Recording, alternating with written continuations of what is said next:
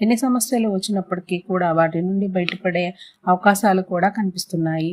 చేసే ఉద్యోగంలో ఒత్తిడి, శ్రమ అధికంగా ఉంటుంది. వ్యాపారంలో సానుకూలంగా ఉంటుంది. అదేవిధంగా వ్యాపారంలో పెట్టుబడులను పెట్టి లాభాలను పొందగలుగుతారు. చాలా ధైర్యంగా మొండిగా ముందుకు వెళ్ళే పరిస్థితులు కనిపిస్తున్నాయి.